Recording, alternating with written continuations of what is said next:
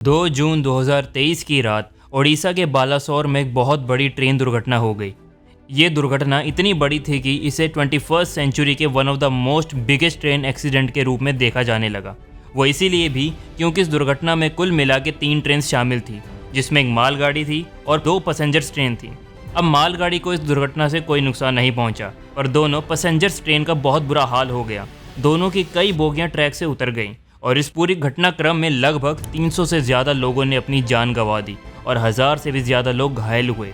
अब इस एक्सीडेंट के बाद कवच काफ़ी चर्चा के विषय बन गया। कुछ लोगों ने कहा कि अगर इन ट्रेन्स में कवच सिस्टम होता तो एक्सीडेंट टल जाता। वहीं कुछ ने कहा कि कवच सिस्टम होने के बावजूद भी इन्हें आपस में टकराने से कोई नहीं रोक सकता था। पर असल सच क्या है, आइए इस वीडियो के द्वारा पता लगाने की कोशिश करते हैं।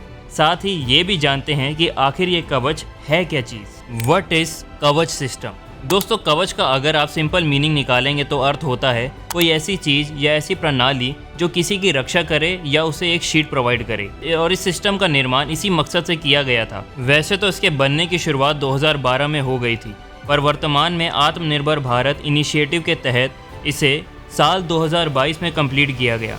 बेसिकली ये एक ऑटोमेटिक ट्रेन प्रोटेक्शन सिस्टम है जिसे मिनिस्ट्री ऑफ इंडियन रेलवेज ने RDSO यानी कि research designs and standard organisation की सहायता से बनाया था।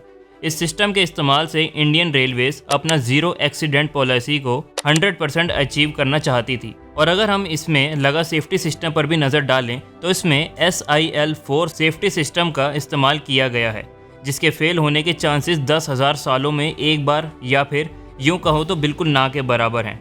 अभी फ़िलहाल ये सिस्टम वंदे भारत 2.0 ट्रेन जो कि गांधीनगर और मुंबई के बीच चलनी शुरू हुई थी उसमें इंस्टॉल किया गया था, लेकिन जल्द ही इसे और भी ट्रेन्स में इंस्टॉल किया जाएगा।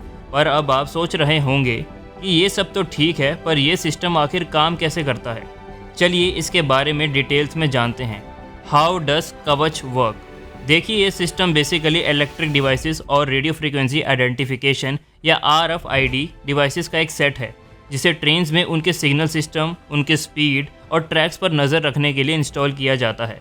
आसान भाषा में बोले तो ये कॉलिजन प्रिवेंटिंग सिस्टम है, यानी कि अगर कभी गलती से 2 ट्रेन एक ट्रैक पर आमने सामने आ जाती हैं और टकराने वाली होती हैं, तो ऐसे में ये सिस्टम अपने RFID डिवाइसेस की मदद से ये खतरा दूर से ही भांप लेता है और दोनों ट्रेन में ऑटोमेटिक ब्रेक्स अप्लाई करने दोनों तरफ से शुरू हो जाते हैं। ऑटोमेटिक ब्रेक्स अप्लाई करके दोनों को एक सेफ डिस्टेंस पर रोक देता है।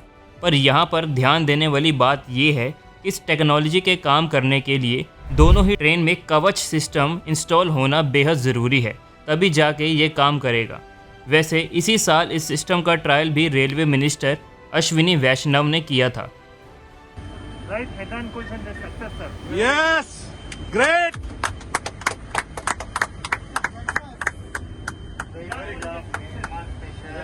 जब उन्होंने 2 टेस्ट ट्रेन्स को एक ही ट्रैक पर आमने सामने चला दिया, जिसके बाद इनमें मौजूद कवच सिस्टम के वजह से ये ट्रेन्स एक दूसरे से 40 मीटर की दूरी पर ही रुक गईं और टकराने से बच गईं।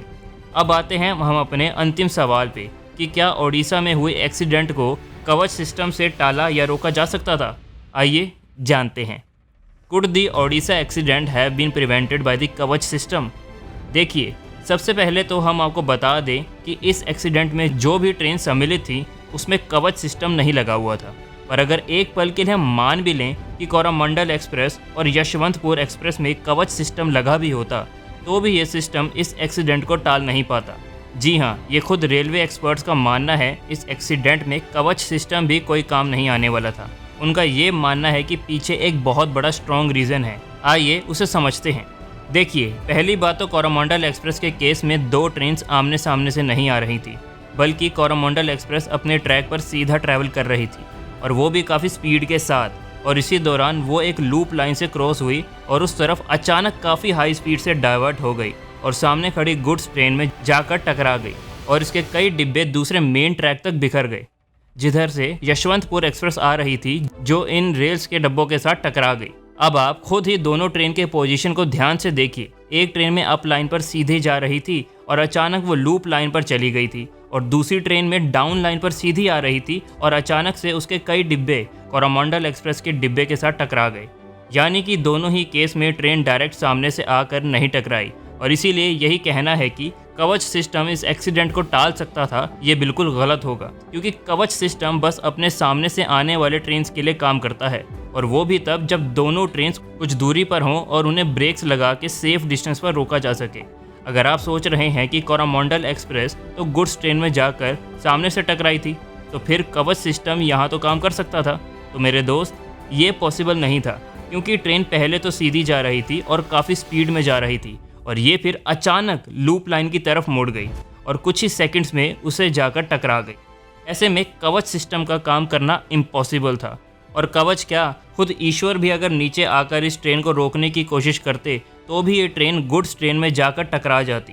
तो ये बात तो बिल्कुल साफ है कि कवच सिस्टम के इस्तेमाल से इस एक्सीडेंट को टाला नहीं जा सकता था, पर इंडियन रेलवे आने वाले समय में इस सिस्टम का इस्तेमाल ऐसे रेल रूट्स पर करेगी जहां पर एक्सीडेंट होने के चांसेस ज़्यादा होते हैं, या फिर जहां अक्सर दो ट्रेन्स के कोलिजन की खबरें आती हैं, क्योंकि ऐसा करने से कोई ख़तरनाक एक्सीडेंट को टाला जा सकता है और मासूम लोगों की जान बचाई जा सकती है, जो कि सरकार का एक बहुत बड़ा कर्तव्य भी है। तो ये थी आज की वीडियो। उम्मीद करते हैं कि आपको पसंद आई होगी, तो प्लीज़ इसे लाइक करें और चैनल को सब्सक्राइब करना ना भूलें। मिलते हैं अगली वीडियो में ऐसे ही एक नए टॉपिक के साथ। तब तक के लिए थैंक्स फॉर वॉचिंग।